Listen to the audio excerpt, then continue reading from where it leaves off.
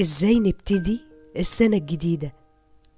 الكلام اللي هقوله دلوقتي ده انا بنصح بيه نفسي قبل ما انصح بيه اي حد.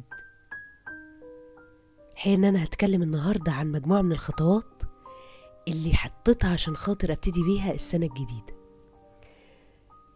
اول واهم خطوة ممكن الواحد يبتدي بيها سنة جديدة في حياته هي الاستعداد للتخلي.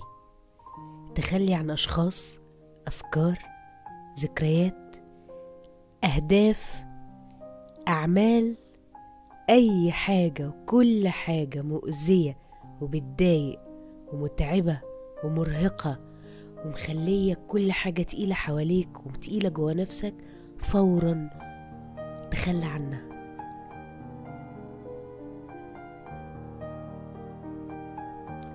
لو حضرتك ماشي في سبق وبتجري قوي ومفروض ان انت تجيب اخر السبق ده وتسبق الكل، هل هتقدر تعمل ده وانت ماشي بأثقال مربوطة في رجلك؟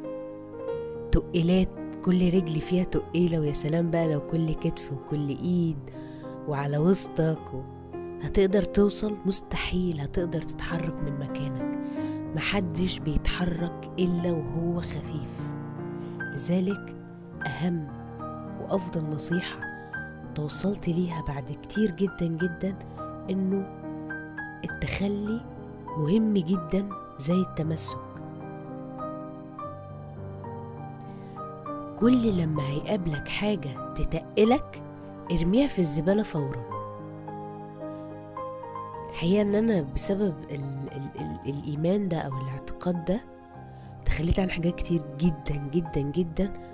يمكن كنت بشتهر دايما بان انا واحدة عمري ما بسيب حاجة خالص، عمري ما بسيب مكان شغل، عمري ما بسيب اشخاص، عمري ما برمي حاجة قديمة عندي، عمري يعني عندي إلا من 5 ابتدائي اللي يعرفوني يعرفوا المعلومة دي. السنة دي حسيت ان انا مثقلة جدا جدا جدا ومحدش هيلحقك. يعني لو ملحقتش نفسك محدش هيلحقك، ففورا تخلى. ان كان التخلي ده هيكون او هيخليك اخف عن قبل ما تتخلى. تاني نصيحة، عيد ترتيب اولوياتك. الحياة بتوجهك طول الوقت. الأولويات اللي حطيتها وأنا في 5 ابتدائي عشان أطلع صحفية هي اللي حكمت مستقبلي بعد سنين كتير جدا جدا لما دخلت كلية الإعلام جامعة القاهرة قسم صحافة. أولوياتي في وقت الثانوية العامة هي اللي خلتني أقرر أن أنا أشتغل من أولى كلية، ما استناش لسنة رابعة. كل وقت وليه أولويات، لكن مش دايما الأولويات بتكون صح. لذلك ضروري جدا جدا من وقت للتاني نعيد كده النظر في الأهداف والطموحات والتصورات اللي بنحطها عشان نبقى شايفين انه لا والله انا لو عملت كذا فحياتي هتكون اجمل وافضل واحلى كتير قوي. لا، مش بالضرورة. ممكن هدف اكون حطاه على راس القايمة واكتشف بعد فترة ان الهدف ده عبثي. الهدف ده هيكلفني مجهود وهيكلفني طاقة وهياخد مني وقت، ولما هوصله مش هكون مبسوط فعلا. وأكم طبعا من حاجات حطيناها وكنا مبسوطين بيها قوي، ولما وصلنا لها اكتشفنا ان هي وهم. تالت حاجة، اعتقد ان احنا طول الوقت في حالة تغير. لذلك تالت نصيحة ان احنا نتعرف على نفسنا من اول وجديد. الكلام ده انا هعمله فيديو لوحده، ازاي اقدر احاول يعني اتعرف على نفسي من اول وجديد. انا من سنة غير انا من سنتين غير انا من 3 سنين.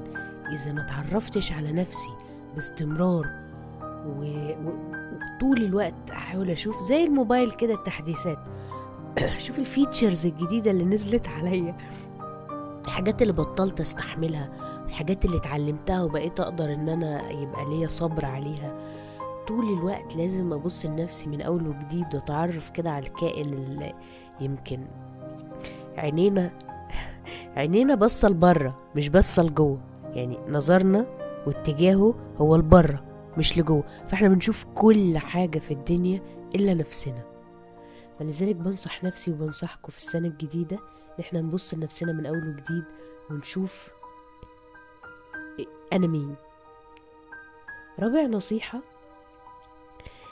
عيد السؤال. شفت انتوا الراجل اللي بيقول عيد السؤال من الاول؟ اهو هي دي بالظبط. رابع نصيحة هو سؤال في الواقع، هل الشيء اللي انا عمالة اجري وراه بقالي سنين ومتخيلة كده في عقلي الباطن يا سلام لو حصل كذا هبقى يعني سي مثلا، انا على المستوى الشخصي